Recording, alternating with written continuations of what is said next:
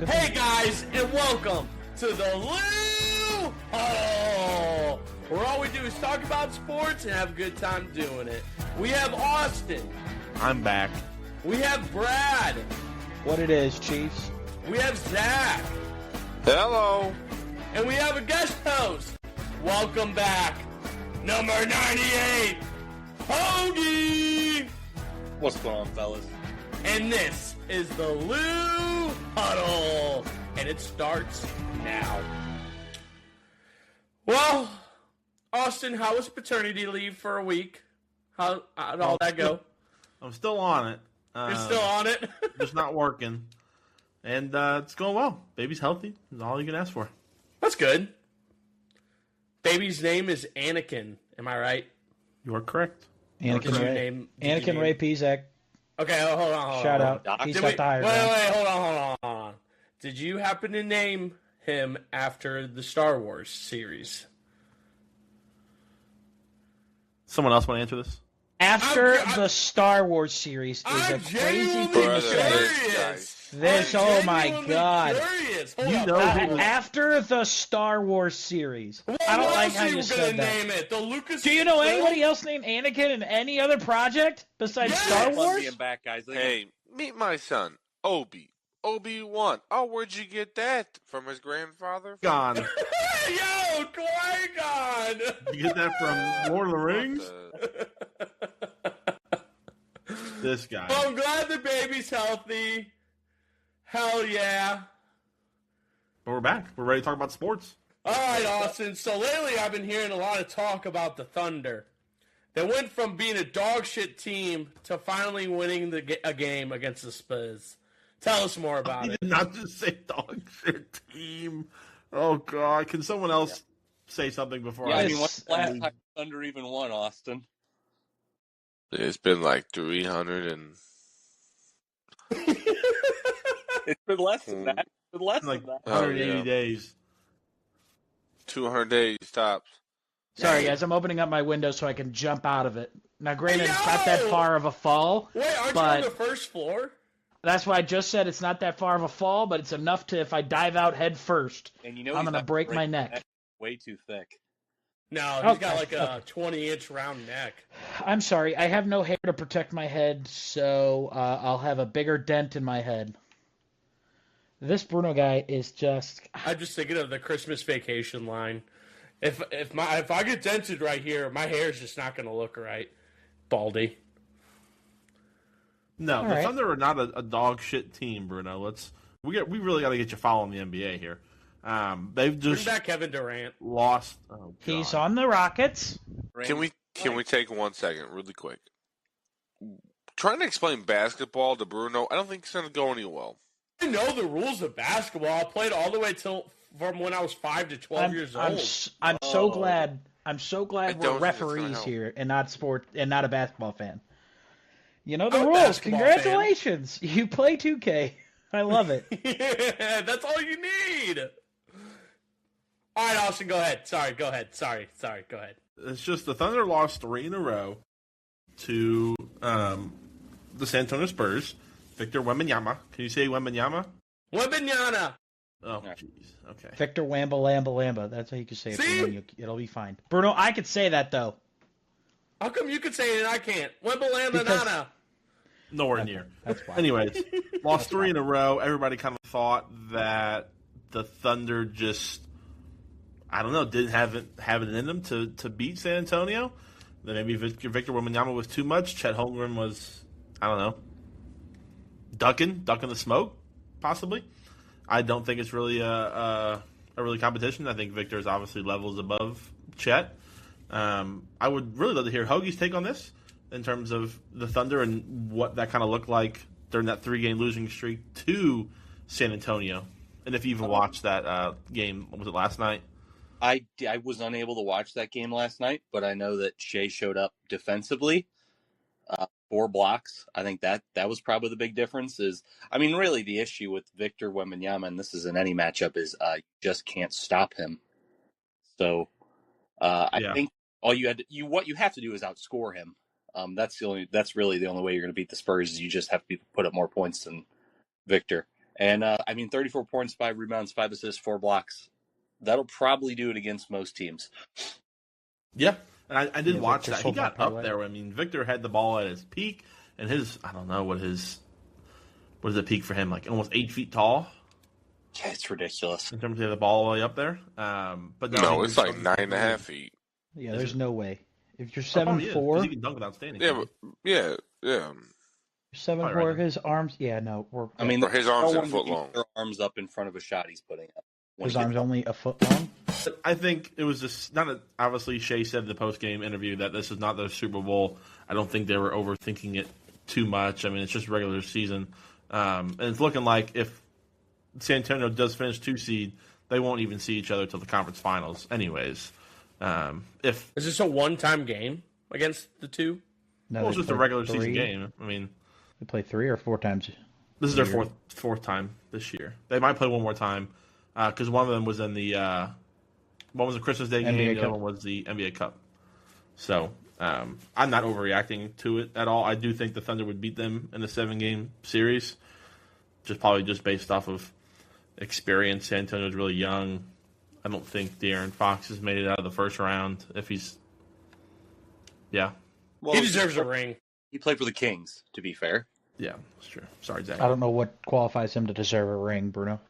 Yeah, He's been in the league for too long. Always root for the underdog. Bruno. Bruno, De'Aaron Fox time played out. Oh. Where did Darren Fox go to college, Bruno? Duke. Nope.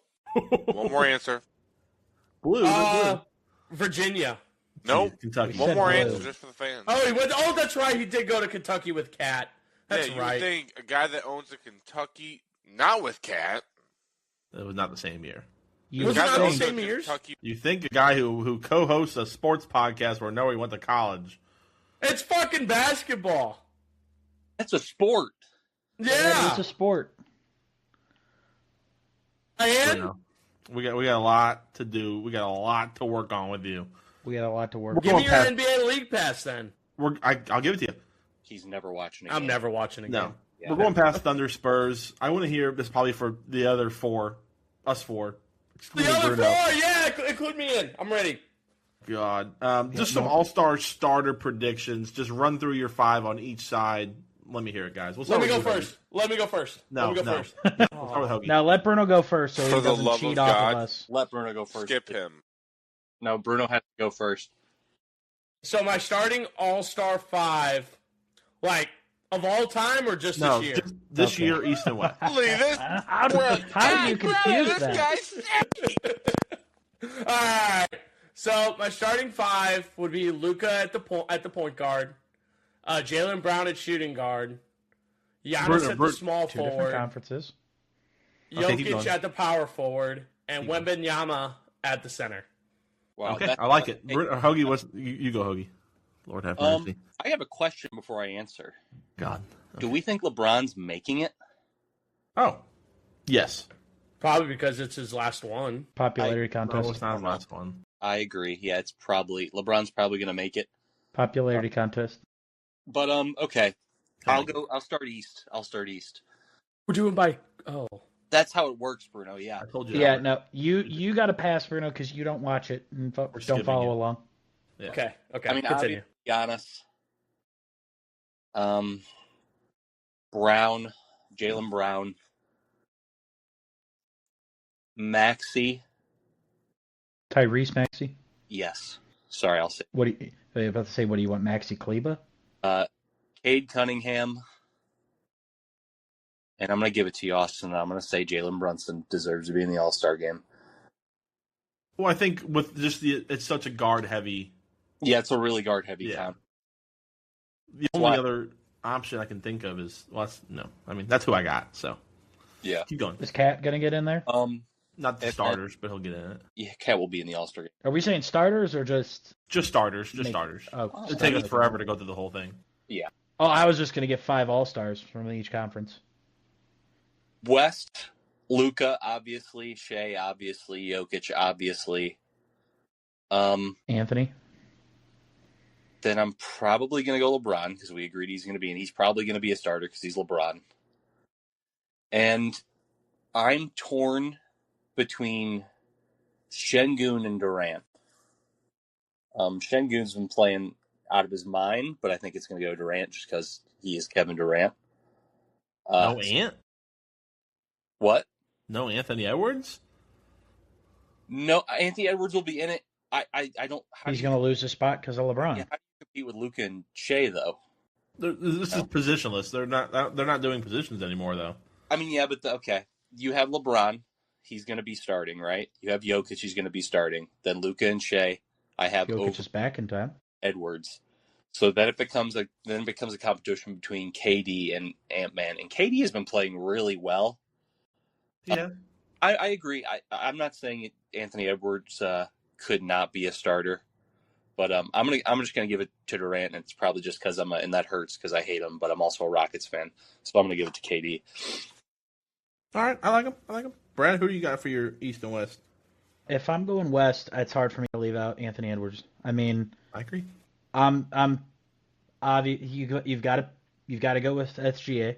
So you SGA, Luka. It's pretty much gonna be the same like Hoagie, but I would like to say Anthony Edwards, and then I'd like to say Victor and Jokic in there too.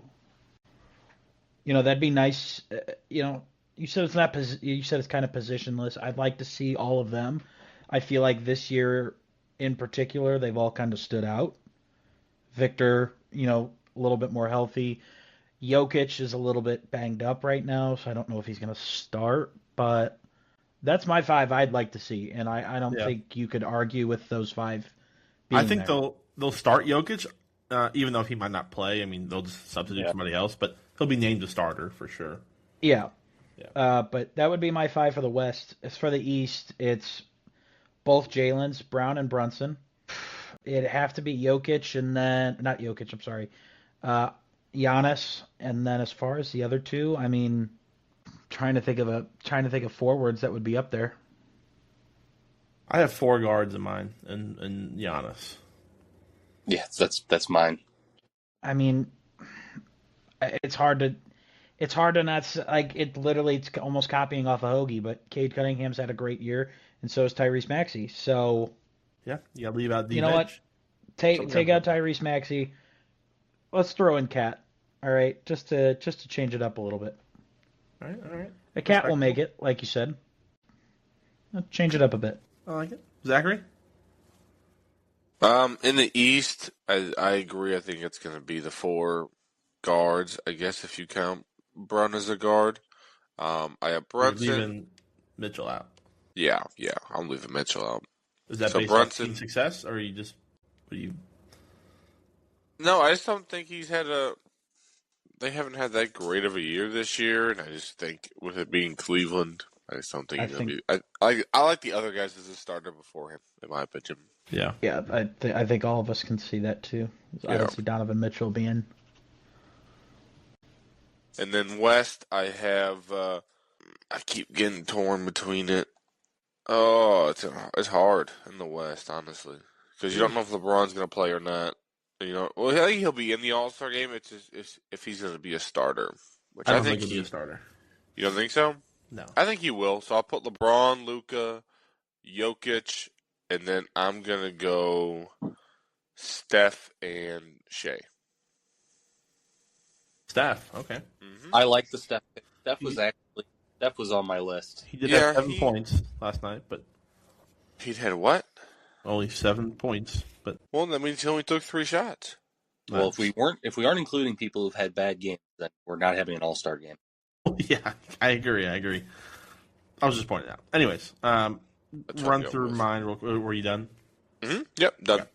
Run through mine. East, I got Brunson, Brown, Maxey, Cade, unfortunately, and Giannis.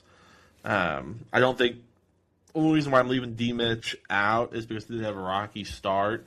Don't necessarily blame that all on D-Mitch because he is averaging 30, and they are kind of beating the Sixers right now by a lot. But that's kind of who I came to the conclusion with for the East.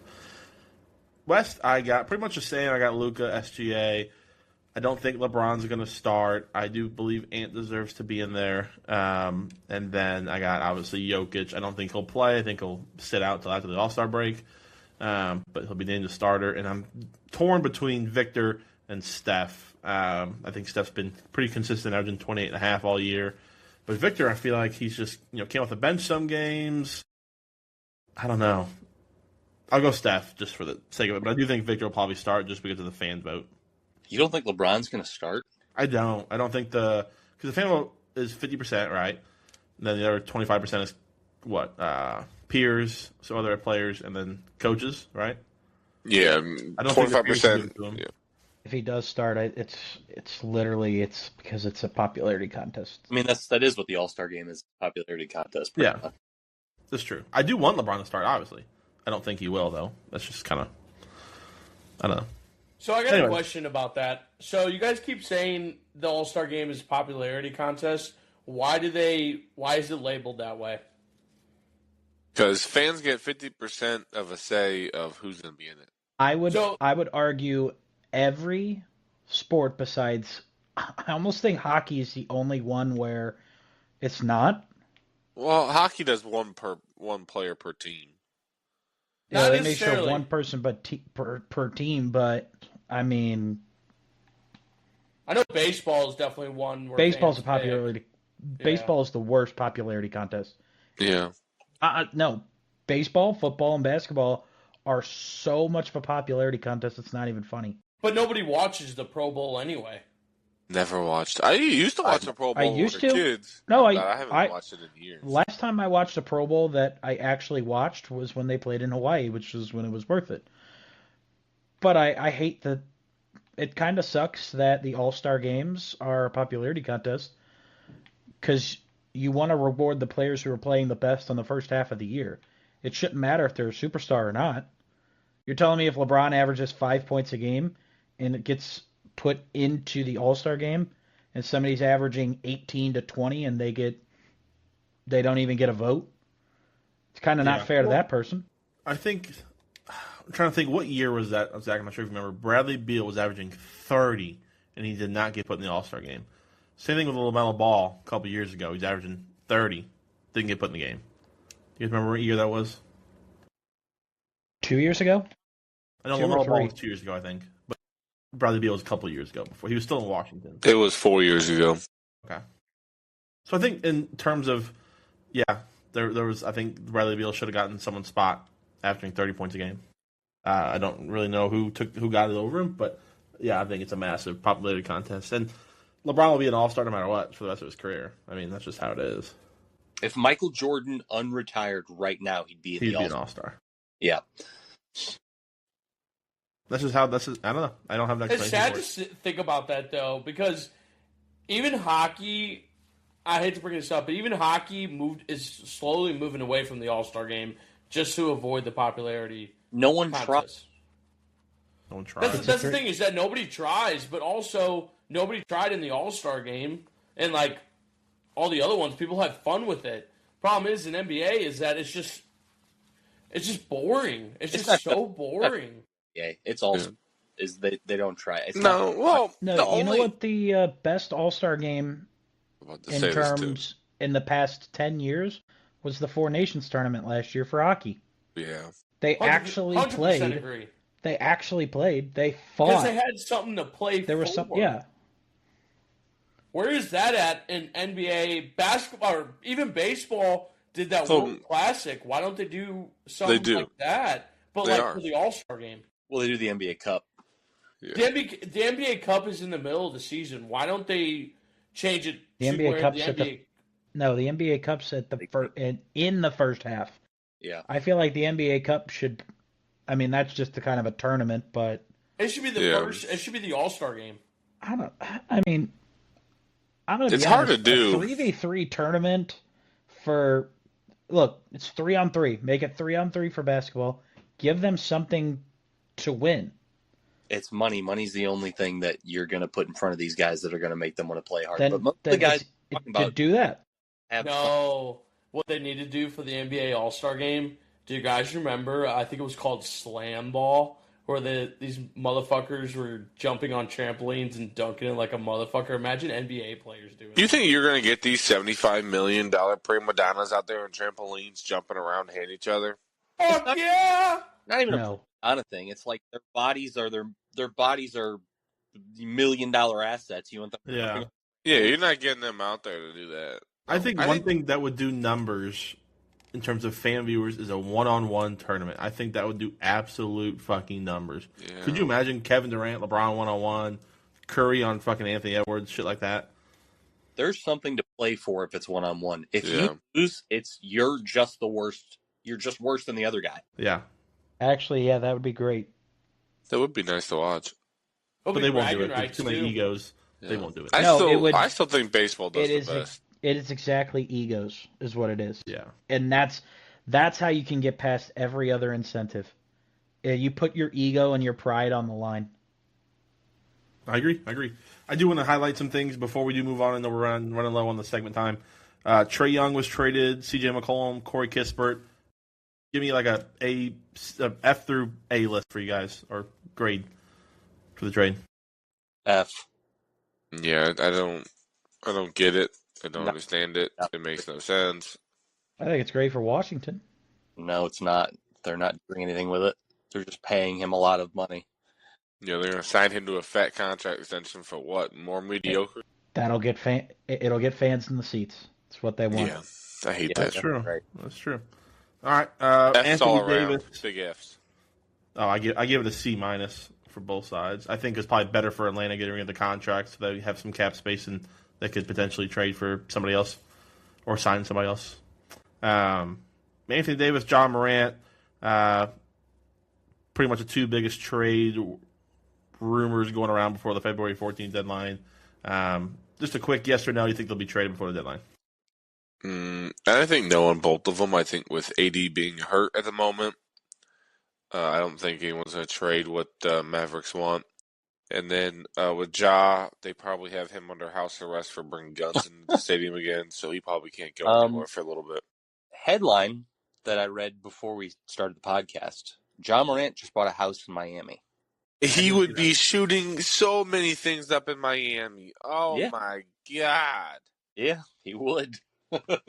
I don't think Streets Anthony Davis will be of traded Miami. just based on the injury, but I do think John Morant will be traded before the deadline. I think so too. Ja will be moved, but Anthony Davis is not. It's just based on health. Literally, that's all it is. Yep. Other than that, I know the Nuggets are doing pretty solid with Jokic out.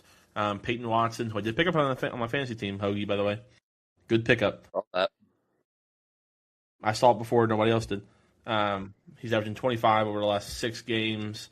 They're doing pretty well without Jokic, so they're tied for the 2 seed right now with San Antonio. And then lastly, SLU, 15-1, baby. They should be ranked after tonight's win over Fordham. Hopefully they're ranked top 25 after this. They'll be 16-1, and they're up 15 right now at halftime. I have a question about SLU, and I've been hearing a lot about this.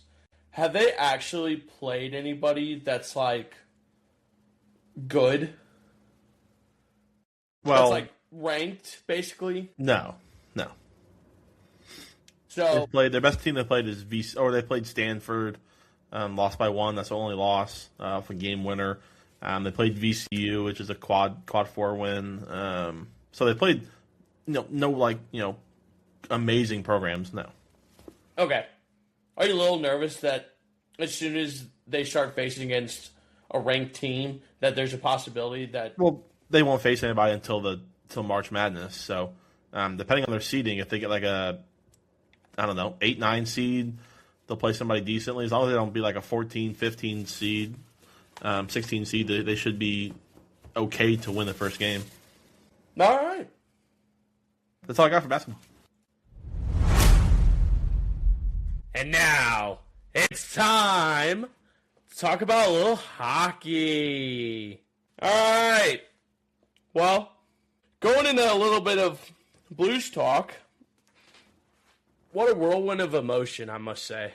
I mean, Blues were winless on a 3-game road trip. They couldn't do anything. I mean, what? They played against I don't even know who they played against. I barely watched any of it. The Utah Mammoth, I know, was Chicago, one. Vegas, Chicago, Vegas, and Utah. Utah. I mean, And did not look good against any of them. no. I mean, 2-4 loss against Utah, 2-4 loss against Vegas. And you got gifted a goal in that admit, Vegas game, by the way. The what? You got gifted a goal in that Vegas game. But yeah, didn't it? It hit the boards, bounced in front of the net, and the only person that knew where the puck was Robert Thomas. Another thing about that Vegas game that I fucking hate is that I don't know who did it, but somebody hurt my boy Broberg out there. Mark Stone. Mark Stone! Fuck you, Brad. Fuck you, Mark Stone. He's kind of a dirty player. Way to stick up for your teammate, though, Schenner. I mean, as soon as he went down next play, Schenner dropped the gloves and taught Mark Stone a fucking lesson. That's a captain material right there. Did he, though? No. But to be fair, he got into it was a good fight the night before. Yeah. You got in 2 fights in Vegas. There was 2 fights in Vegas, but he fought 2 nights in a row. Well, you gotta do what you gotta do as a captain. And your team sucks more balls. Yeah. Robert Thomas also got hurt at the, I think it was the Mammoth game, wasn't it? Where he basically lost an edge. Wait a minute. How could, no, the Vegas game was Saturday. Yeah. And Mammoth was Friday. No. Yeah. Bruno, did you have fun at the Blues game last night? Oh, wait. I'm sorry. Bruno wasn't there. Bruno was playing 2K with the boys. I played hockey. Plus, you guys. Missed a good game. I didn't even know. What time did you guys end up going to the game last night? We left at 4:45. Yeah, I would not have made that. Hoagie, how was the game last night, brother? Fantastic. We were getting all up in Bussy, dude. Hey, yo! Bussy. Hey, yo! That's the goaltender's name, Brandon That's Bussy. the goaltender's name. Hoagie, did you wear some Blues gear? I did wear some Blues gear. Wow. Yeah, he wore his Blues Hoagie gear? 69 jersey. Ew, number 69, Jake Hoagie. Oh, God. Number one on your heart, number 69 Is that on the the endorsement gift that Brad got you?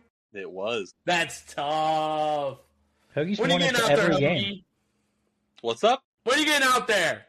When am I getting out there? Yeah, get out there on the ice. Show the boys what's up. I could have gotten out there last night. We were No, running don't all over ruin them, it. dude. I've never seen the Blues play that well. Also, not a coincidence. We tried to play the dump and chase drinking game. We didn't do it that often. No, they passed the puck very well. Shockingly. Jordan Kyrou actually got it out of the defensive area properly. There was hardly any double chases, crisp passing. I mean, you could talk about one of the best Blues goals I've seen this year so far on that Dvorsky goal, where Jordan Kyrou brought it up, passed to Jake Neighbors, who then it was Jordan Kyrou passed to Tyler Tucker, Tucker to Neighbors, and Neighbors with a drop back pass to Dvorsky, fucking slam it home, baby. Oh my God! You want to know who won $10 on Dalibor scoring? Not you. Was me. It was you. You always bet Dvorsky at the games. For people who don't know, we're me, Brad, and Zach are season ticket holders for the Blues, and most of the time, if not all the time, we bet on who's going to score the first goal for the Blues, and it's usually a $5 bet. And if it's none of our picks, it rolls over to the next goal. Yep. And lately it's been low. I think that was like the only time that they won it, that you won it. I won it I won it this year too. I've won it 3 times. Damn, I'm the only one that hasn't won it yet. I've won it 4 and twice with Dvorsky, right? I've won it this year, Bruno. Yep, I'm the Yeah. only one that hasn't won one. Oh, God. I'm on the loser's bracket. But anyway, going back to last night's game against the Carolina Hurricanes, 3-0 win. Joel Hofer with his 4th shutout of the season on 33 saves. Tied for league with Sorokin and I cannot remember the other name. I don't know the other one. I saw that too. He's I tied for the know- league though, and that's 5 shutouts this year for the Blues. And I want to point out 3 home games this year. 2 of them were shutouts, one by each goaltender. So we trading Bennington here or what? What do you guys thought? No. So No, definitely shouldn't. So what I've been hearing lately on 101 / Jeremy Rutherford on his X page is that you'll actually see Hofer in Jeremy net works for more the Athletic. often lately, to the point where it's getting close to the All-Star Week or the Winter Olympics in February. So Which you're is actually going to basically see the All-Star less game. of Binnington in net. And I mean, even if Bennington wasn't going to the Olympics, it needs to be Hofer's net, anyways. I mean, Joel Hofer had a hell of a game last night. The amount of He's had 3 shutouts in the last 15 games he's played. Yeah, it's been lights out. It needs to be close to the 65-35. So Percentage somebody wise. at work That's a good asked me Carolina this. team too. It's a very good Carolina team. I mean, their average. You know how goals, good they were? They were so good that I talked them up the whole night going into the game, and we put a bunch of bets on them, and they get shut out. Yeah, I would have also bet Carolina. That took me by surprise. But everyone kept saying that it was it was the Hall of Fame game. I mean, Alexander Steen and Barrett Jackman got inducted to the Blues Hall of Fame Monday night. Don't forget Al Arbor. And Al Harbor. Sorry, Arbor. Al Arbor. Al Arbor. Thank you. Arbor down the harbor. And apparently Kelly Chase went up there. Brett Hull, they all went up on stage and they all gave speeches on what the Blue Note represents, and they brought that mentality last night to show the Blues pride and working hard and actually playing like a true hockey team. My concern is, can they bring this to Friday when they face against a very good Tampa Bay Lightning team? If it's possible against Carolina, I believe it's possible against the Lightning as well. Fuck, even Jimmy Snuggerud, he had a 79-mile-an-hour wrist shot. You don't see that too often. Even TJ Oshie, it was on national broadcast last night on ESPN Plus, and TJ Oshie was even giving Snuggie a shout-out on how great of a shot it was. And TJ Oshie, as everyone knows, was a Blues player, and then he went to the Capitals and spent the rest of his career as a Capital player. I think it was a left winger or right winger. And he was a good player. I mean, he played for Team USA and everything. So if you're getting compliments from that guy who's actually a potential Hall of Famer, Jimmy must be doing something right. I don't think Oshie's a potential Hall of Famer. I think he is. You have a very low No, standard. He is a great he's player, but he is not a Hall of Famer. He'll make the Blues Hall of Fame. He'll make the Blues Hall of Fame. Yeah. And he should make the U.S. Olympic Hockey Team Hall of Fame. Yep. So why wouldn't he be a Hall of Famer then?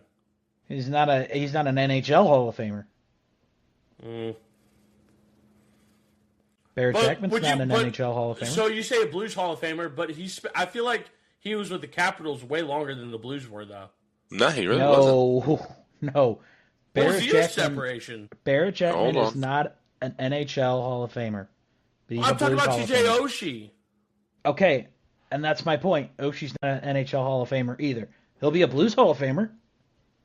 Yeah, and TJ Oshie, I thought was... Wait, how was Barrett Jackman not a Hall of Fame player? He literally won the Calder Trophy.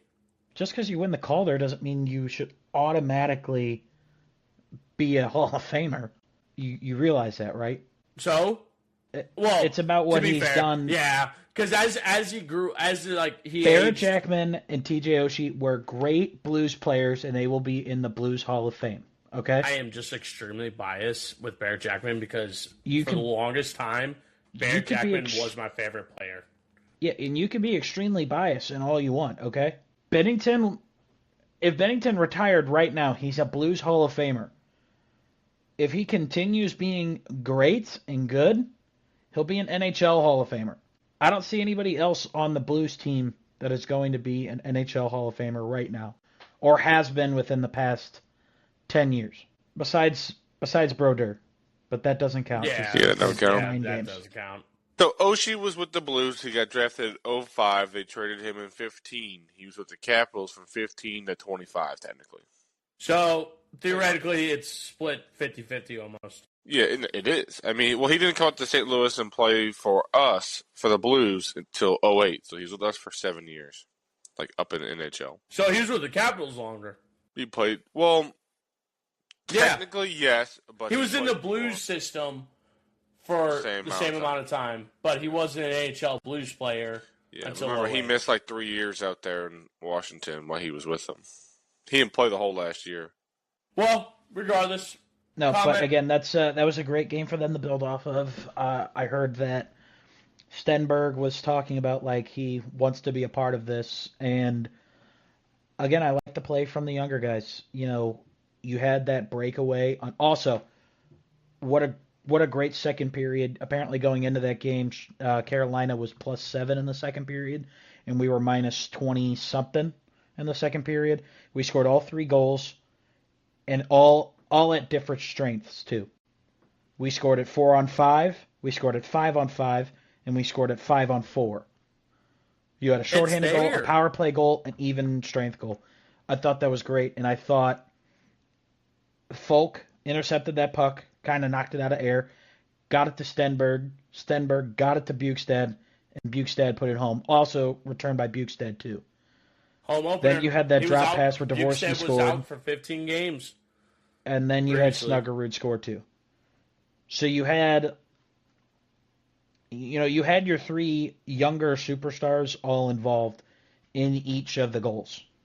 Well, someone's got to step up on that team, to be honest. I mean, the older guys, theoretically older guys who are actually like 26, 27 years old, who are about to be stepping in their prime, haven't done shit. I mean, to be fair, Robert Thomas is out, but, they played well last night. The defense was on point. The offense was on point.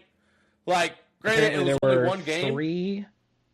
It was 7 high-scoring chances for Carolina in that whole game.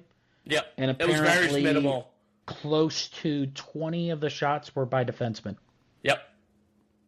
So you kept them away from the front of the net, which is a high-danger scoring area, and you kept them shooting from the D zone. You can win games like that. The problem is the consistency.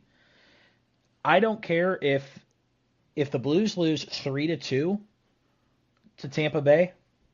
That's a good game. That's a great game, especially against the Tampa Bay Lightning team. If you go to overtime and lose, who is currently on a 15-game win streak, by the way, going into Friday. And another thing to think about too is that Carolina was also, they played on Sunday, so their legs were tired. The coach was saying that their heart wasn't even in it. Huh? I thought they played Monday. Oh wait, last time it was Tuesday. Sorry.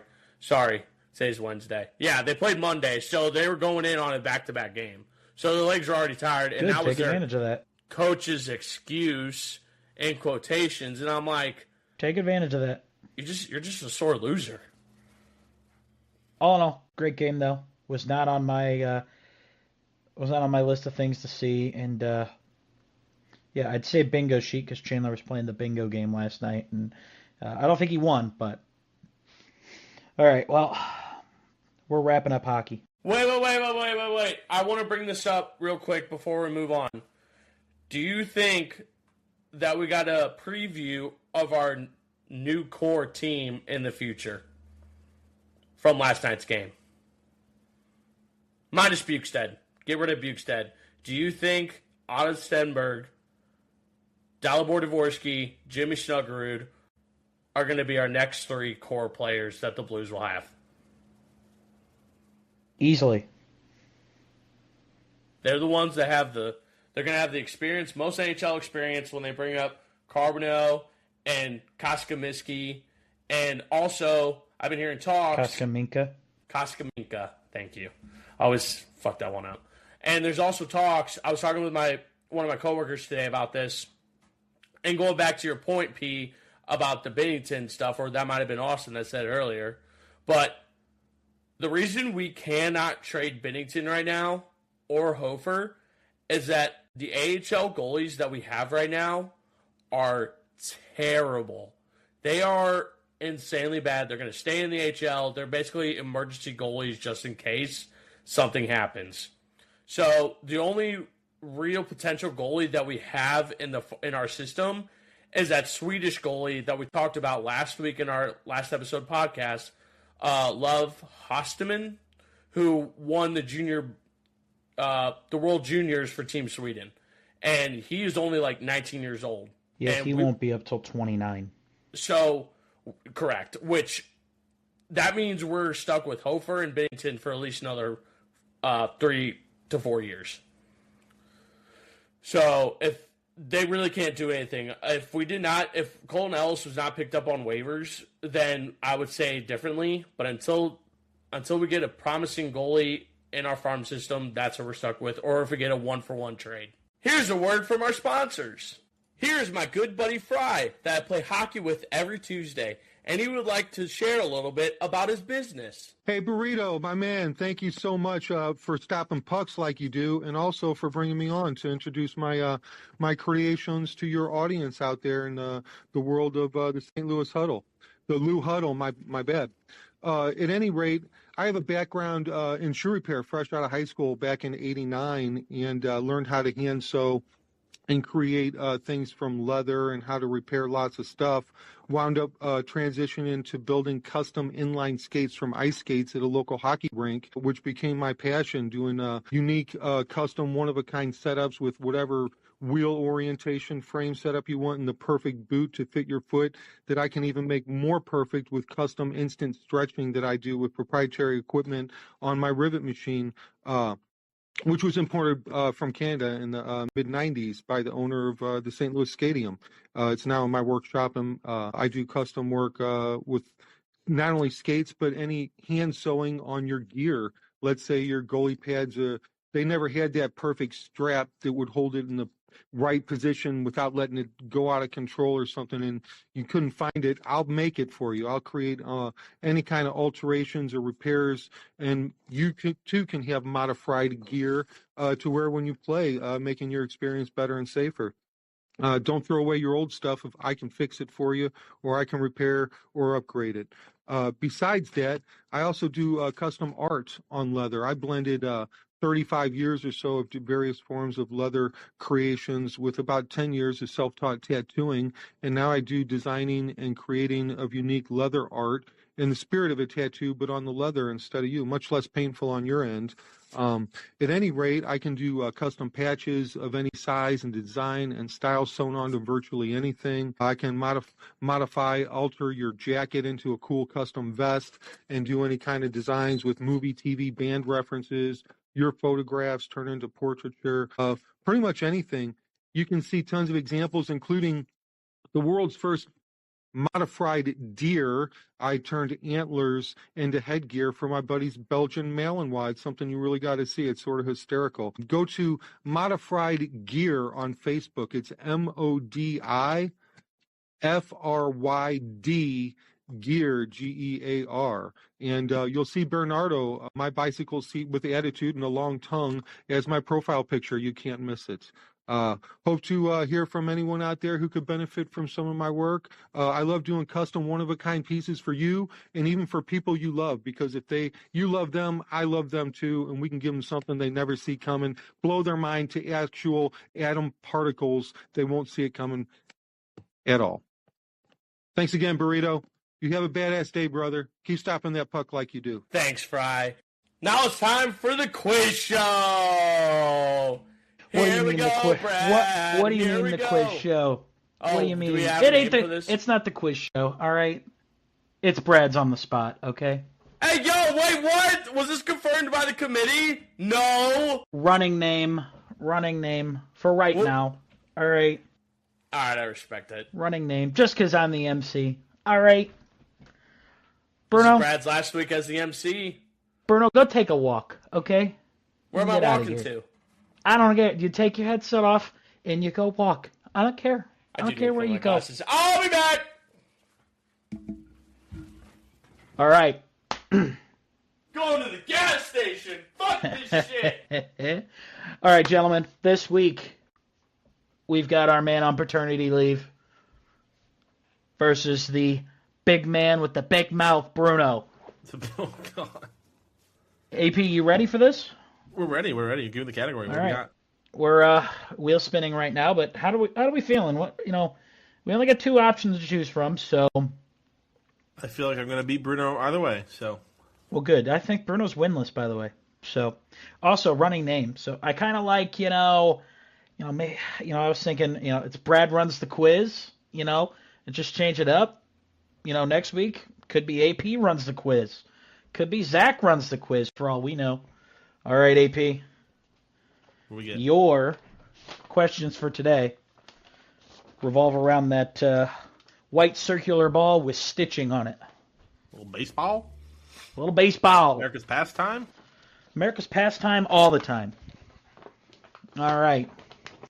Since we've taken a little bit longer today, we're going to stick to 3 questions, all right? Yep. All right, AP, you ready? Yeah, I'm hoping for something this century, but let's get it.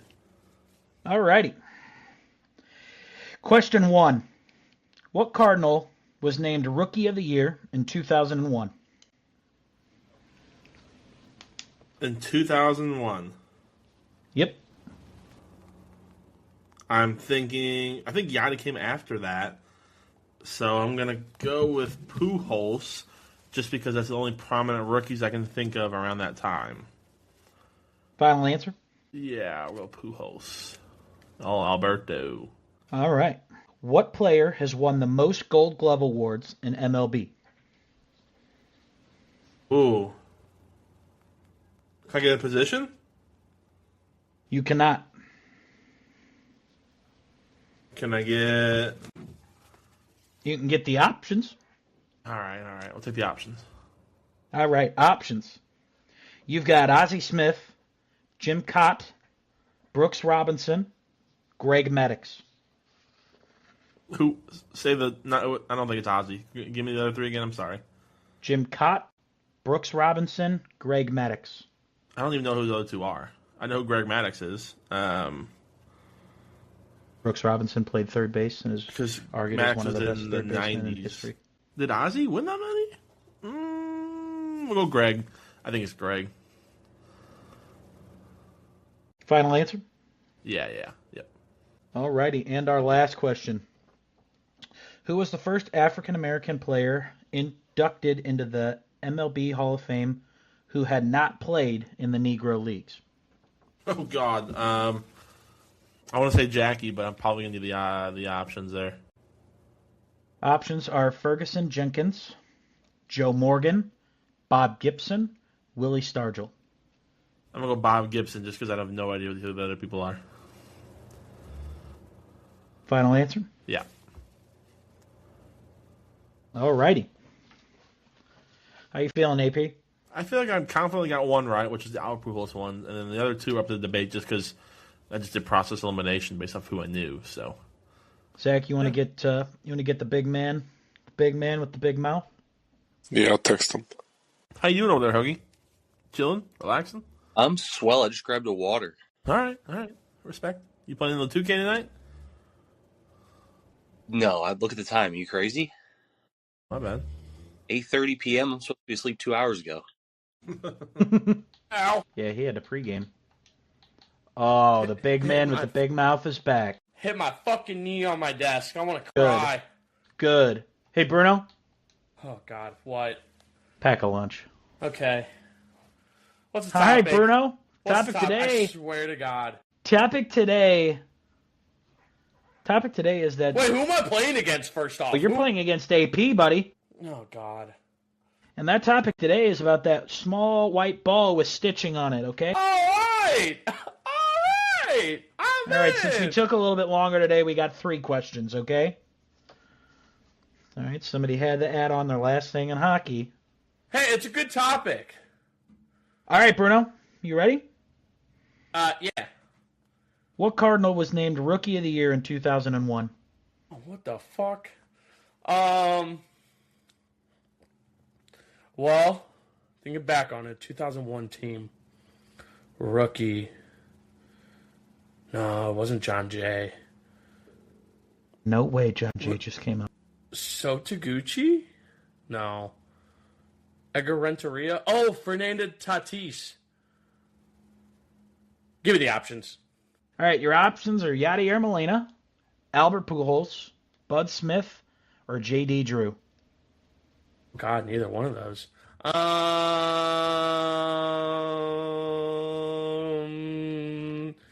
Give me the big dog. Albert Pujols. Final answer. Locked it in. All right, Bruno, what player has the most Gold Glove awards in the MLB Like of all time? of all time? Of all time. Honus Wagner? No, Golden Gloves weren't around during the 1920s. Of all time, Derek Jeter? I'm going to lock it in. Derek Jeter. Final answer. All right, final answer, locked in. All right, Bruno, last question. All right, hit me It was with the it. I'm ready. first African-American player inducted into the MLB Hall of Fame who had not played in the Negro Leagues. I was going to say Jackie Robinson, but he did play in them. Fuck. Give me the options on this one. Ferguson Jenkins, Joe Morgan, Bob Gibson, Willie Stargell.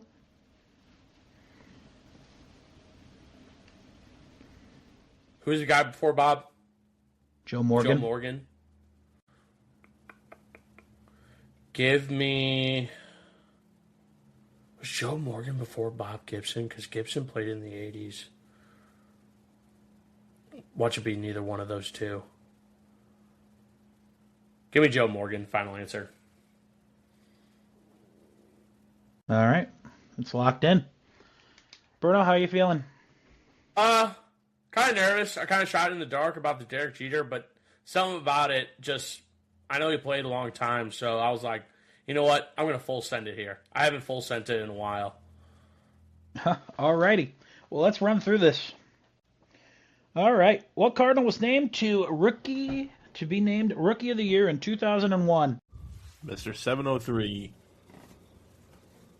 Both of you said Albert Pujols, but only problem is one of you didn't need the options. AP didn't need the options. You got to know He that. drives it's at St. home. Louis I City. know. All right. You can 2-1. think of that You can think of that question as that ball that Brad Lidge pitched. All right. Austin just hit that to Mars. All right. AP's up 2-1 on Bruno right now. Going into the next question.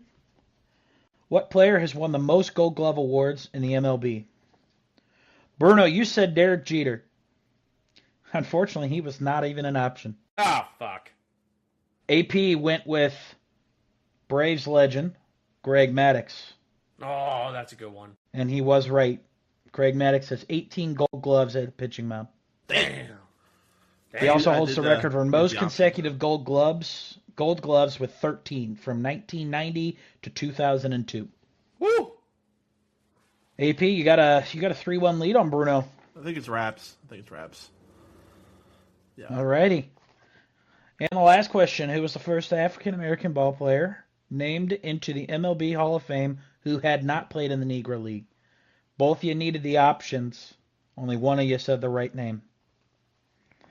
Fortunately, Bruno, Joe Morgan was not the correct answer. I got it right? Correct No way. answer was Bob Gibson. God damn it! I knew it was between those two. I fucking knew it. God damn it! AP. Please Wow. read. 4-1 victory on Bruno right there. Wait a belt BTA, baby. BTA. BTA. Cannot Woo! wait to play against Austin. BTA. Bruno, BTA. How do you feel about that one? How about what? How do you BTA. BTA? It's a goldfish mind. I got a goldfish memory. 10-second memory. Let's move on. Move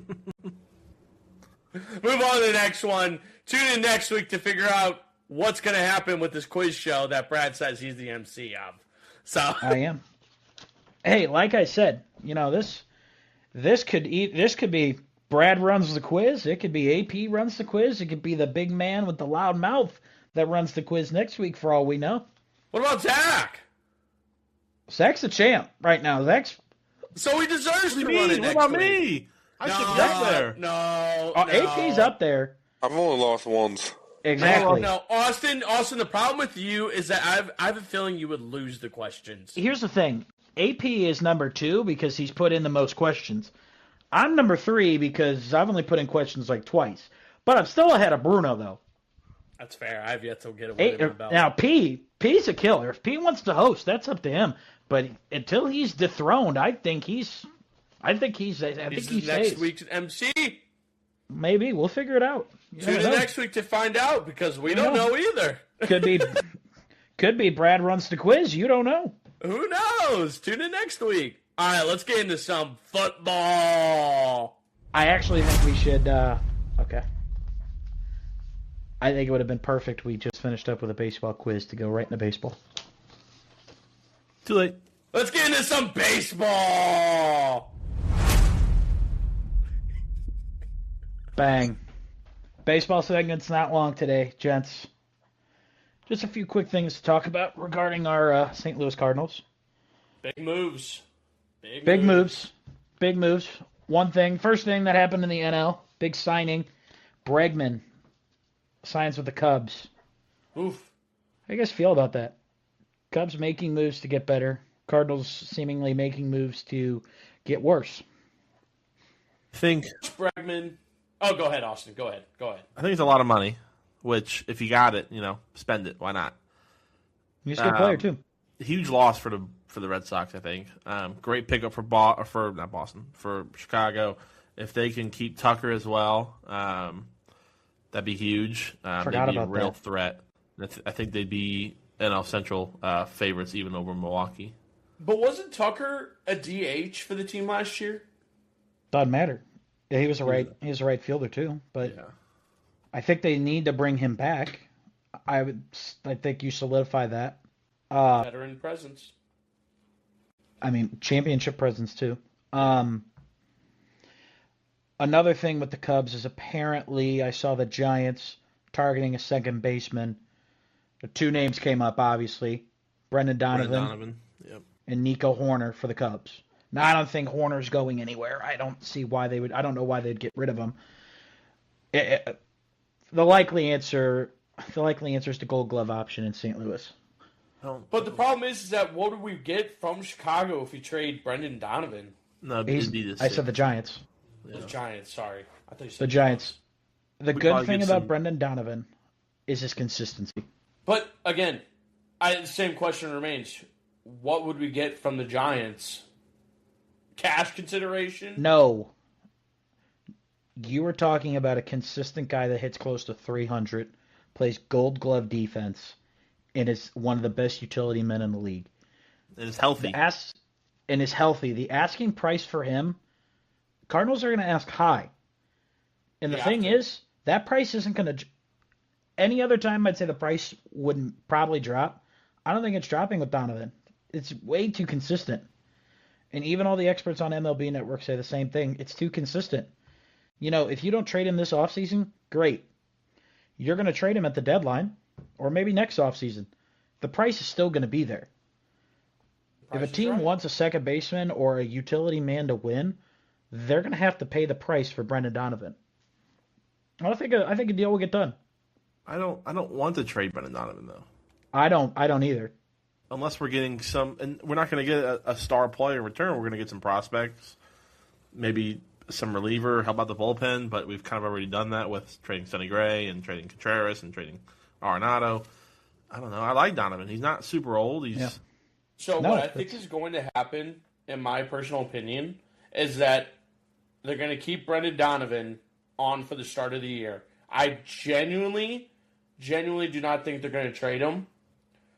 But that also remains if J.J. Weatherholt comes up, if Jordan Walker can get hot, and if Nolan Gorman can actually truly play second base or third base, then there's then I can see Brendan Donovan being traded. If all three of those things end up being a possibility, then I can guarantee you Brendan Donovan is gone. That's a lot of ifs. That's a lot of ifs. I like where you're going, and I like it, but there's one thing that's going to stop a trade. is the man in charge knows the worth of Brendan Donovan. So until he gets an offer that is worth Brendan Donovan, he's not moving him. If And I he think gets an that- offer tomorrow, he'll trade him. He'll trade him. I think Zach might agree with me on this. I think we've kind of given up on Nolan Gorman. Yes, no, I think Zach might agree. They're not going to trade him. They're not going to get shit for it. I don't know. Like, I mean, as a fan, I've given as up a on Nolan fan. Gorman being good, not as a Cardinals Agree organization. with you too. yeah. I'd agree with you to an extent. I think they need to, like this next year is going to be awful. You'd be lucky if they win 70 games. It's going to be 70. a really, really, really rough year. We're pushing 60 games. 60, You guys are being generous. I gave them 30. Bruno. You're Okay, on. it's They're not- not okay, going to that's be not the gonna worst be- team Get out in of the here, league. I think they're going to be the worst team in MLB. I genuinely think that. Why? All right, Brad. At least in the next trade that happened, Nolan Arenado. Well, you wanted me to lead you into it. Yeah, because You just let us this into will it. lead me into my argument. All right, well, Arenado to the Diamondbacks. We get a relief pitcher. I mean, but we're still paying $31 million. It's not as bad as what we did, where the Rockies were paying 50. But again, another piece gone for the Cardinals. Which leads me to my closing statement / argument for this bullshit ass question. Arenado's gone. Veteran presence isn't there. There has been so much focus on pitching, and even I already forgot the new GM's name. Hyde Bloom is What made you think his strongly name was Heidi, by the way? Cham Bloom. Cham Bloom. Well, my personal opinion on this is that they're focusing so much on pitching that we don't have a bat anymore. I mean, what are you going to do? Trust Nootbaar and Brendan Donovan? Even then, Nootbaar is not going to be able to hit shit. You only have Brendan Donovan as a bat. And Mason Wynn, maybe. If they call up J.J. Weatherholt, maybe. I mean, no one's seen J.J. Weatherholt at the MLB level yet. Well, yeah, that's the point. So you're telling me that they're going to put all their eggs into the farm system that has already been told multiple times that's a broken farm system? It's actually not. You know they're rated like the top. I think they're third farm system Yeah, in all they're baseball now. they're at least top 5. Whoa! In what category? And wait! In what Where have category? you Across been? the board. Overall. Across the board. Across the overall. board? Yeah, where have you been? After all the speculation that came out last year, they're rated third. Do you not know how many pieces we just traded away the last year? Sonny Gray, Contreras. Sonny Gray didn't start in our farm system. I know. No. but he's saying Contreras trade didn't either. Bruno, Oh my lord. the farm system get your is boy. the prospects you have that will eventually be in the MLB. Correct. So we traded Sonny Gray, a 35-year-old pitcher, to get prospects.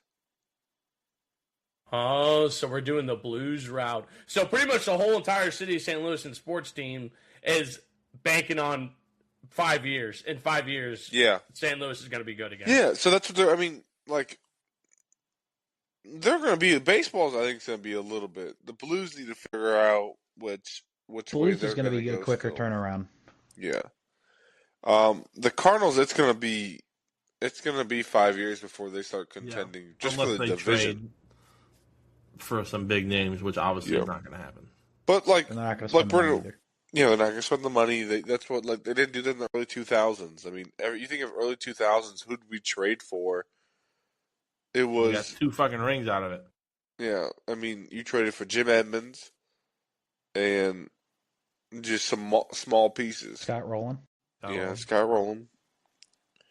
Now, But would you most consider of- Troy Gloss? And he But didn't that was really get a ring out those of it, teams were led by homegrown drafted talent. players. Yeah. Yeah. which is what it's So- looking like now. So That's what they're trying to get back to because one, it's cheaper, and two, it's You know what's cheaper? Not paying $31 million of a player who's not even on your fucking team. I hate that. Uh-huh. I get No, it I did- deal wise, but I hate paying for other people who are not even on the goddamn team. I hate The it. Yankees and have been doing that for years. And I hate the fact that we just don't pay anything for anybody. Which I want to quickly wrap up baseball here. The other the other big things I wanted to talk about, two big ones. Cardinals are among 9 MLB teams to terminate their contract with FanDuel Sports Network. I don't know how I like that. I don't know if I like that or not because now you don't give a home. You don't give a home to a team. Now, apparently, MLB Network's going to pick up on that, but is that going to cost extra money? I trust the guys at MLB Probably. Network. I trust the packages they put together, the broadcast they give. I enjoy that. But is it going to be accessible? Because the way this Cardinals team is going to look, I mean, again, I'm picking them to barely win over 60 games. And I haven't been to a game in 4 years. So if I'm not going to a game, attendance was already low, and now you can't watch it, I see a Cardinals market that dies. Yeah, I'm curious to see who they go to. I'm gonna watch. I watched probably 40 games on TV last year and went to probably about 10 games total, and I'll go no matter what, just because I don't know. You always gotta go to when you're in St. Louis. You always gotta go to a baseball game. It's like a tradition. It's fun to watch. It's fun to go around the stadium and just explore and if you have kids. And again though, for me, I could almost argue that I'm a bigger baseball fan than anything else that we talk about. Really, than the Packers? But the way the team ran, for me to not want to go to a game is a clear understanding about how a true baseball fan feels about this team. Which kind of gets me into the last point I wanted to talk about was the owners and the players union talking about coming to agreement, whether it's a cap ceiling, a cap floor. The problem is the players don't want a cap ceiling, which is understandable. And the owners don't want a cap floor. Now, again, we want to blame the Dodgers for everything that's the problem. But really, the Dodgers aren't the issue. The Dodgers are the ones spending the money. The Yankees are spending the money. The Mets are spending the money. The problem is the teams that do not spend the money. Cardinals. I would assume the White Sox don't spend anything. Didn't Tarek Skubal get traded? No, he's still in Detroit. For now. But there's problems with whether he'll sign a contract with them or be traded. Well, did you see why? I did not see why. So they went to arbitration. He's asking for $32 million. Ooh. The highest the Tigers they offered him was 19. And that's a two-time Cy Young winner, right? Two-time AL Cy Young winner, back to back. That is my point. That is a little bit of a player kind of. No, $19 million for a two-time Cy Young winner. No. He should be getting paid more. But the problem $30 million. I think you could compromise a little bit there at $28 million. But that's an owner not wanting to pay a two-time Cy Young winner. No, that right there, Detroit's a problem. You think the Dodgers don't have a problem paying that kind of money? Well, think about this for a minute too. Is that Detroit's not as big of a market as the Dodgers and Yankees are. That's the other problem that I have with this cap ceiling, is because not having that in place, the perfect example is the Premier League. I know we're in baseball right now, but it's the same fucking thing, where in the Premier League, there's no salary cap. It's a matter of how much money is in the pockets of the owners. So if a small market team, like in the Detroit, Cardinals are considered medium to small, so I'll also include the Cardinals in this, and even the Athletics, for Christ's sake. Those three teams alone, they're about to be in Vegas, by the way. What? They're about to be in Vegas. Well, they're in Vegas. So the fact that it's a small market will not be an excuse, but you won't see them spend money. But regardless, you see what I'm saying here, where no, I understand. I completely understand. Yeah. The problem is not spending too much money. It is kind of a problem. I would say, the bottom 10 teams are going to be like, we can't compete. Well, why can't you compete? Because I've watched the Cardinals be 2-3 pieces away from winning, but you know what they didn't want to do? Spend the money that they had to win. And how are the Cardinals going to come up with the money to spend when no one's going to the games? Here's one thing I saw last year, is that the Yankees, the Dodgers, the Mets, San Francisco, they spend almost 90% of their revenue on salaries. Guess how much the Cardinals spend of their revenue on salaries? Probably like 20 or 30%. In the 30s. So it's not like where's the money? They have the money. It's just they don't want to. They want to keep the 70% of the revenue. Yeah, that's the problem. That's the problem. And then Nothing to do with the market. And then the Bill DeWitt has the nerve to say, well, payroll is going to be based on attendance. No, because the payroll was not based on attendance before when it was super high. You weren't paying the guys. You weren't going out and getting the guys you needed to win when you had a core team to do it. You weren't paying them. And the fans aren't showing up, and you're going to tell the fans, well, if you don't show up, we're not going to spend money. You weren't going to spend money before. You're not going to spend money now. So that's what I don't like. That's what's kind of making me upset with the Cardinals, is that problem right there. It's frustrating. Very frustrating. It is. Let's move on to football. Yeah, let's head on to football because we're not in the baseball season. All right. Let's get a little bit of football talk now. All right, gents. First round of playoffs is over. NFL Wild Card Weekend is over. Overall, what do you guys think about the weekend? I loved it. Why did you love it? Hoagie? Yeah, why'd you like it, Hoagie? Why did I love it? Do you don't want? If you let me get into this, Just a short version. A short version of it. Yeah. Here, hold on. Nope, I have the short version on the prompt. You ready for this? No. This is why Hoagie liked it. Here's the short version. The Packers lost. The Bears won. We're moving on. All right, moving on from that game. No, I mean that's the whole point. Moving on. Hoagie talk. Yeah, I watched Caleb Williams do what he's been doing all year, what I knew he could do, and that is do things that there's probably only 4 other quarterbacks in the league that could have made that throw he made on 4th and 8. The Superman throw, that one? That Superman defender, contact defender, no feet on the ground. He throws a perfect dot to Rome Odunze. The game's over. He doesn't hit that throw. Last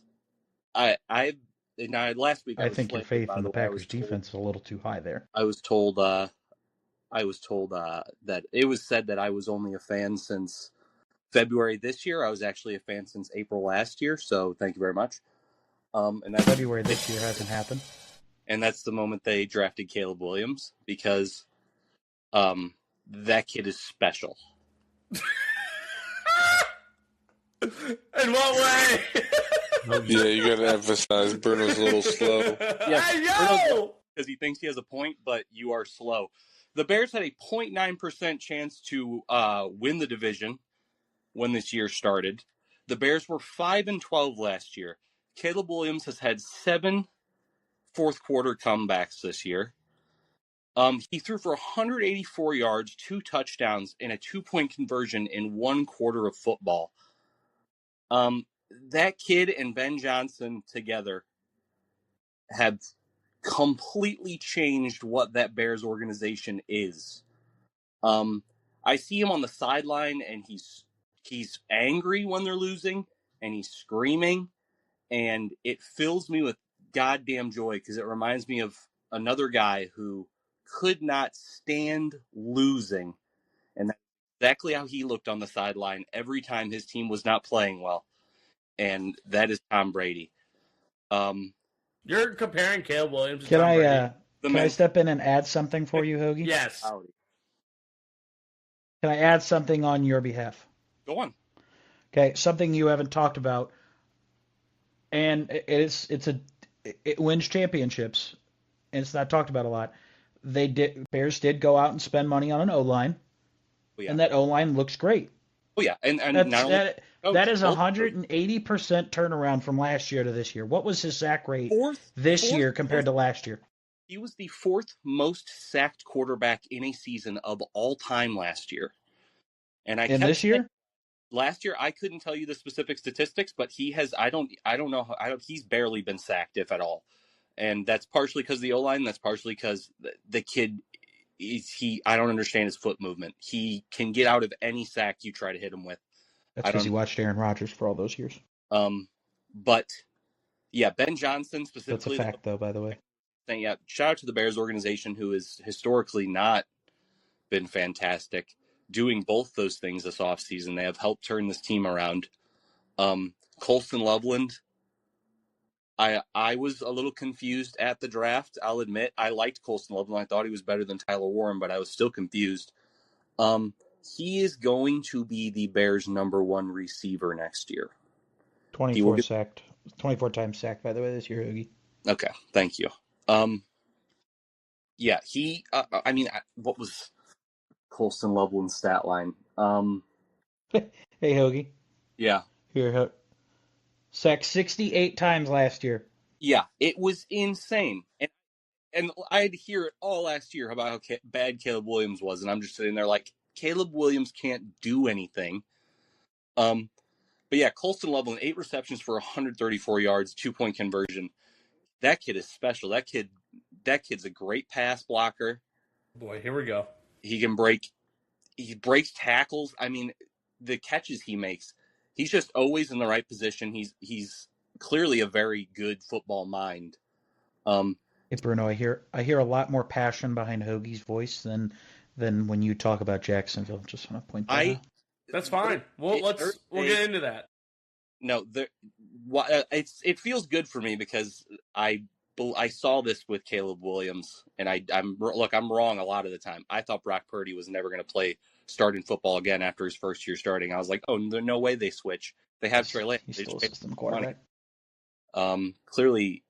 Clearly that was not the right call by me, but I saw. So, in other words, Hoagie's on a high because he was right about Caleb Williams. And also the Bears, just the way the Bears are playing. And I'll be honest, I'll save it for later. But regardless, yeah, the Bears looked amazing. The Packers, Brad was beating up on his Packers, but the Packers are a good team. That second half. Unfortunately for the Bears, they play any other team in the playoffs right now, they go home. But they played the Packers, who they're really good at playing 30 minutes of football. I don't agree with that. I don't think the Bears were home. They can't play. So the way that, again, since both of us are here, we'll go through that game pretty quick. First half, it's clear who was 21-3. You start the second half, you go 4 and out. That's not a great way. Your next drive in the third quarter, 1 first down and then a 3 and out. Yeah. If you go 80 yards and throw an interception, fine. That works for me. You go 4 and out. That's a stat I wish would be talked about more. When a team goes 4 and out, you're better off just turning the ball over at that point. I thought the defense looked like crap in the second half. They couldn't do anything. The third quarter, the Packers offense, I don't know where they went. They showed up in the fourth. I don't know. Chicago wanted to win that game more, and I haven't seen a team try to lose a game more than Green Bay has this entire year.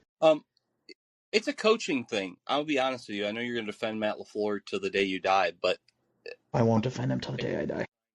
I don't understand what he was trying to do. It's like he was trying to run the clock out, but they weren't running the ball. They were throwing the ball, but they're trying to run the clock out. I'm not taking anything away from the Bears or the Packers. I know that Brandon McManus should be arrested. Fire him. Yeah, but fire him. I haven't seen that much. That man was getting paid. Okay. Don't you have a good kicker, by the way?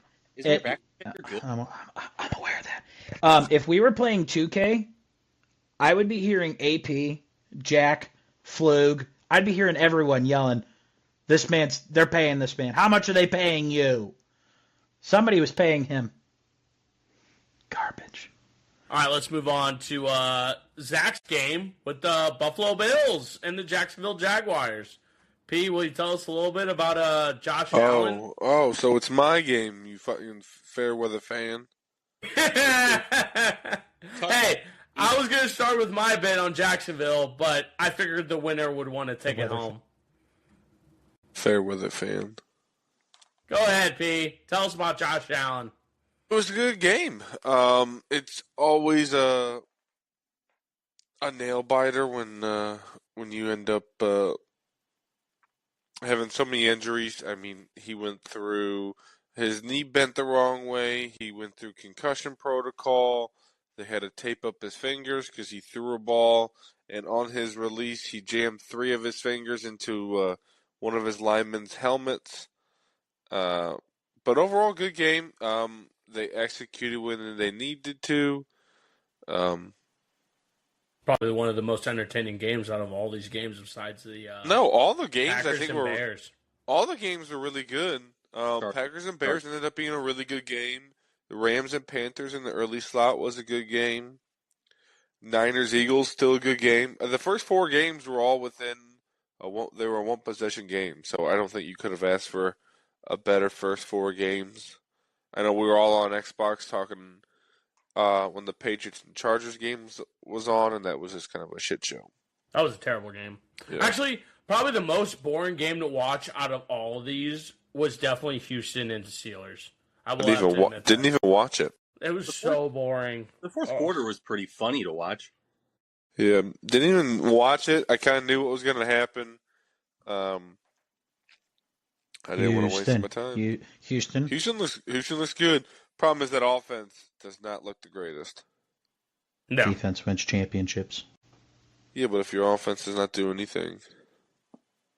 So what do you think the Buffalo Bills have in store for? All right, let's get into the predictions after this. Austin. Well, hang on. Oh, Zach's not glazing his quarterback enough. I know. Josh Allen. He's him. You can't glaze after one win though. You Yeah. gotta glaze after the You shit, can glaze performance. You can glaze performance. Josh Allen masterclass to win that game on that fourth quarter drive. Zach, tell them about our interaction during the game. Yeah, Austin was freaking out the whole time, and he was he goes, "Are they gonna do this? Are they gonna do that?" Because he put money on it, and I was like, "Now you know how I feel every fucking goddamn week watching this team play. When Gabe Davis tears his ACL, you got another wide receiver, and Tyrell Shavers tore his ACL in the first half. He ends up playing the second half on one ACL, and I was like 30 seconds ahead of Austin before the game-winning interception, and I had called him, and he goes, "What happened? What happened?" He started freaking out. It's the funniest thing. And he goes, "Was it a fumble? Was it an interception?" And I was like, "No, just watch, just watch." He goes, "What'd they do? They didn't score, did they?" And then he sees it pick, and you can see him just. I kind of could tell he got up and started running. So it's kind of funny that someone else has to endure that the anxiety with me. I got a fun fact for you guys. Hoagie, Bruno, Brad. I think Zach already knows this, but did you guys know that Josh Allen did not drink for 11 years? No, I did not know this. What was the timeline for this? Then he turned 12. Oh, yeah. Oh, my God. I saw that. I cannot believe Bruno fell for that. Every time Austin sees a TikTok, he sends that to me. Josh Allen's PR team on TikTok is absolutely wild. Yeah, they do a good job. He's honestly like a really funny guy. I think he's a great person, and just the fact that he bagged Haley Steinfeld just makes him that better of a person. I hope Burke listens to this. What are the chances of getting Josh Allen onto the pod? 0. Bruno's a better chance of making the NBA. All right, let's go into predictions for the divisional round. Hoagie, because you're a guest, let's go ahead and start with you. Buffalo and Denver. Who do you think's got that matchup? Buffalo. It's not even a question for me. The Broncos. I hate Bo Nix. And I think that is the most fraudulent 1-seed team of all time. That Broncos team has leaned on its defense. I'm pretty sure it was some crazy stat, like they won 6 games in a row by a total of 9 points. Like they were barely winning games, and not in the way that Chicago wins games, where like they're doing a bunch of stuff in the fourth quarter. It's like they're up and they're holding the lead because their defense is just stopping the other team. So I got the Bills easy because Josh Allen's been here, done that, and Bo Nix is not. So, hell yeah, man! Austin, go ahead. Austin, go ahead. Bills by 10. Buffalo and Denver. Bills by 10. Bills by 10. Yep. All right, Brad, go ahead. Buffalo and Denver. I'm taking Buffalo, but God, you guys are really Hoagie's going to keep bringing up the offense in Chicago that game. Defense wins championships, and I am behind that the entire way. So I'll give the Bills offense credit, and I'll give the Bills the win. But God, do not count out that defense in Denver. Fair assessment. P, we all know you're biased, but go ahead. I could have said Denver. You never know. Yeah, well, it's your Buffalo Bills. Yeah, Buffalo. I think, like Brett said, the defense is really good. So, in order for Buffalo to win this one, it's going to be a challenge with the altitude up there in Denver. Everyone says it is a little bit harder to play up there. But I think if Josh doesn't turn the ball over and everyone stays healthy, I mean, I think we're down to our last 3 wide receivers possible at this point. You're up against the former Defensive Player of the Year, by the way. Yeah, but I mean, if we don't have a healthy wide receiver core, who's he going to cover? Um, He's going to look wherever Josh Allen's throwing the ball and go straight to it. Yeah. Jacksonville has a top 5 defense, and I like that offense more than the Denver Broncos. Yeah. The, Yeah. so. Yeah. I think we don't turn the ball over. We play smart. I like our run game against Denver. I like our matchup in the trenches, our offensive line versus their defensive line and their front seven. I do like that matchup. I know it's kind of a hot take to say, but I think we're bigger, and I think with our leading rusher, I think that's going to be a good game for him. So give me Buffalo. Respect. I'm also going to go with Buffalo here. They inspired me beating Jacksonville, so I'll give it to Buffalo. But plus, I'm with Hoagie. I fucking hate Bo Nix. No, just no. All right, let's move on to the other AFC matchup, and that is Houston Texans versus the New England Patriots. Hoagie, who do you got? I got Houston. Drake May. I'm not. It's going to sound like I'm throwing shade on him, but I'm not trying to. But it was absolutely the easiest schedule in the entire league. Noticing Hoagie throws a lot of shade to every quarterback in Caleb Williams' class. Just a small insight. Drake May is very good. Drake May deserves the flowers he's been getting, but Drake May had the easiest schedule this year, and also Drake May didn't look particularly spectacular in his game against the Chargers, even though they won. Travion Henderson looked like the best offensive player on that field. So if he cannot step up to win that game in a way he didn't to beat the Chargers, I think the Houston defense will eat them alive because they beat in the league hands down. Even though CJ Stroud is, I hope he doesn't have a history of collapsing in the playoffs. That's not like a usual thing for him. So let's hope he can bounce back. It's just a mediocre offense. Yeah, it's a mediocre offense. But again, the best defense in the league, you can win with a mediocre offense. So, yeah. I forgot what the order was, but I think it was Austin. Is that right? Yes. Austin, go ahead. Houston and New England. Houston by 3. All right. Brad. Yeah. I said Houston to go to the Super Bowl and win it. So Wow. Sticking by it? defense wins championships, and look at every playoff team and tell me who they've beaten. Houston has beaten the most teams that have made every team that's made the playoffs in the AFC, Houston, or even in the NFC. Houston's number of people they've beaten this year, a lot of playoff teams. All right. So I'm sticking with Houston. Sticking with Houston. I respect it. P, go ahead. Yeah. This is a toss-up one for me. I'll go New England on this one. I think with it being in New England, that's just going to give New England, I think, the advantage. And then with Vrabel, I like Vrabel as a head coach. So I'm just going to go that way.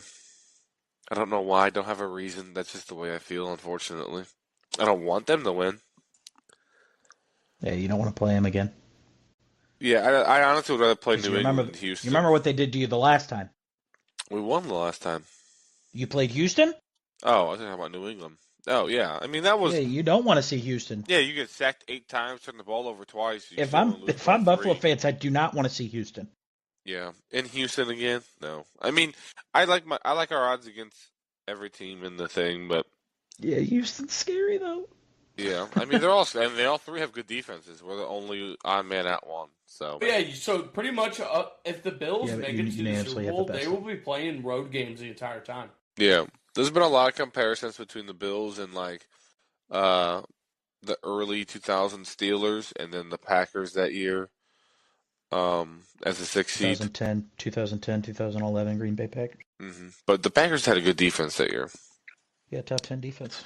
We do not have a top 10 defense. We have a top 10 defense against the pass. And a former defensive player of the year on that defense too. We don't have that. But yeah, I'm gonna say New England. I don't want either of them to win. So if we can just bypass the AFC Championship game in this week, that'd be nice for Buffalo.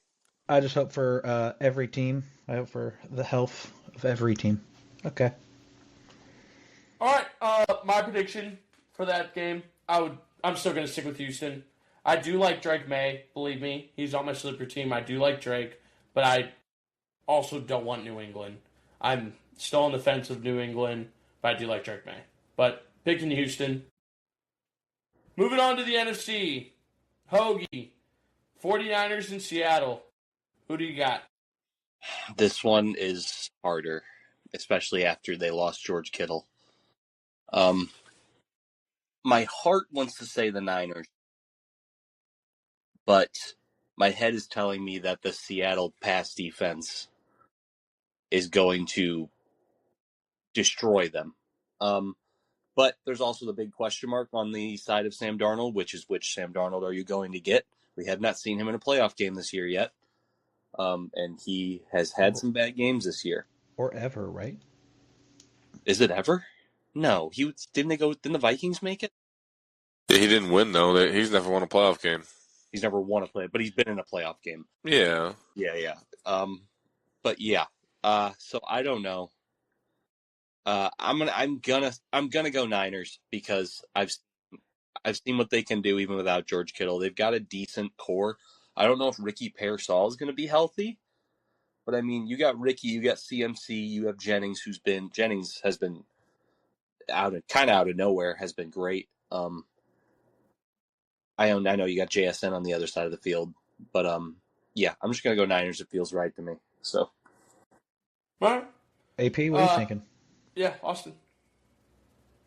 AP's got I have an old college. He was on my collegiate intramural basketball team. Dominic Putty, number 77 on the offensive line for the 49ers. So give me the 49ers, baby. Shout out Dom Putty. No points. We'll go by 13. Wow. Niners by 13. Wow. All right. Brad. C-Mac, baby. Give it to me. Christian McCaffrey. Still 49ers. Yes, sir. All right. P, who you got? I'm going the Sea Chickens, unfortunately. I just think they are healthier with the rest, and with the Niners losing Kittle, like Hoagie said, I think it's going to be too big for them to overcome. I'm going to have to also go with that same. I think Seattle's going to win it. I think this is going to be a statement year for Sam Darnold and with the whole Viking situation, and I think he's going to lead the team to the Super Bowl appearance. So, picking Seattle over the 49ers. Going to the LA Rams and Chicago Bears game. Final game. Hoagie, who you got? I'd like to give you two statistics. All right, here we go. Matthew Stafford, since going to California, I want you to guess what his record is against teams when it is less than 30 degrees. 0-12. 1-9. Oh, I was close. another statistic. Since they've started recording the statistic, I don't have a year, but guess what percentage dome teams are in the playoffs when they are forced to play outside of a dome? 2 and 12. 1 in 14. Damn, I'm close. I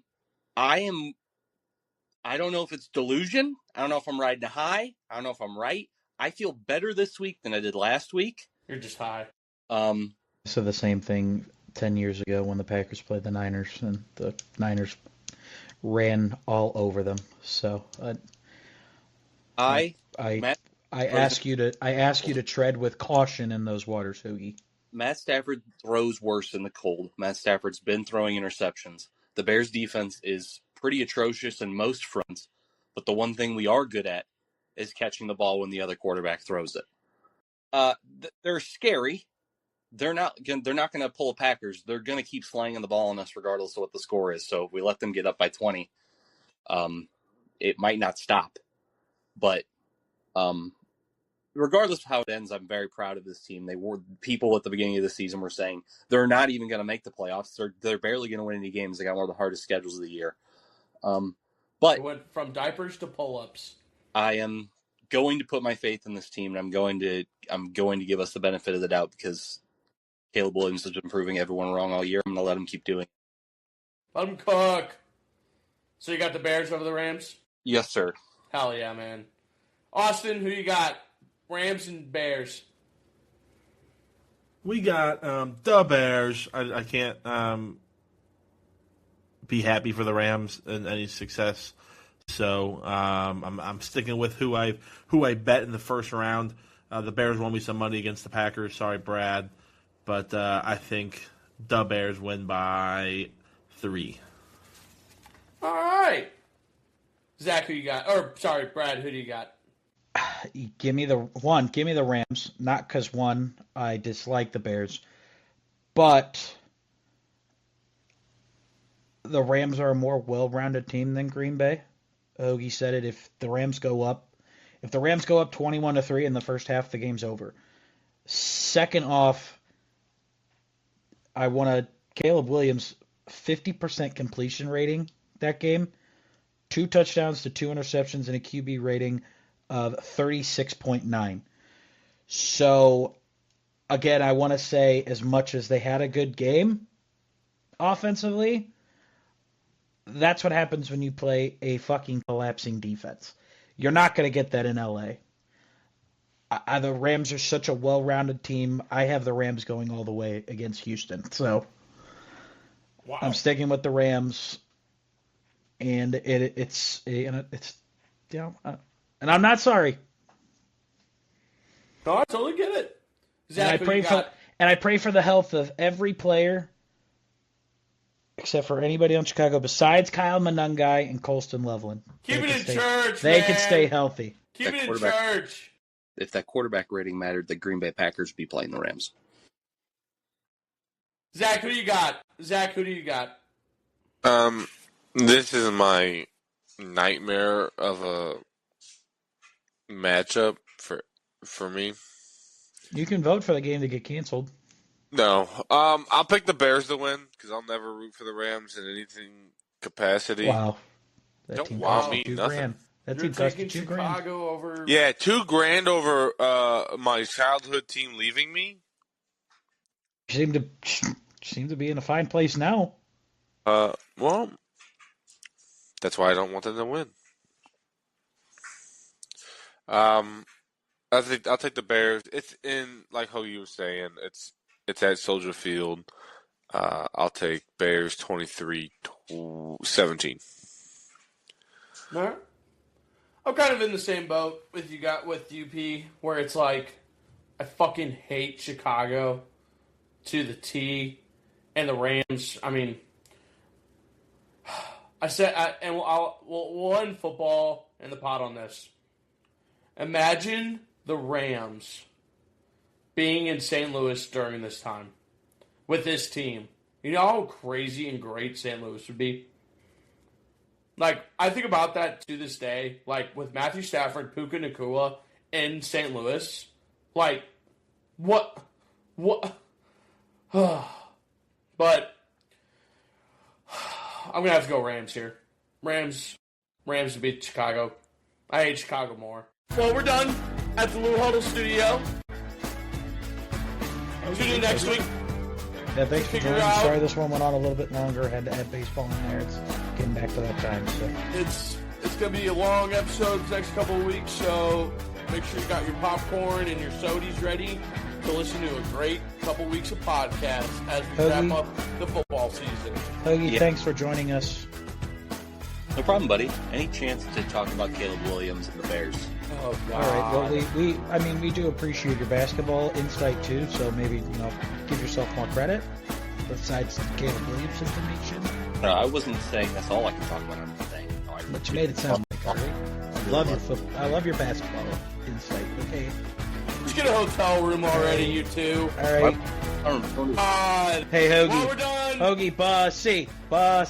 Thanks for coming out. Thanks for listening. Bye. See you next week. everyone. Follow our Instagram. Peace.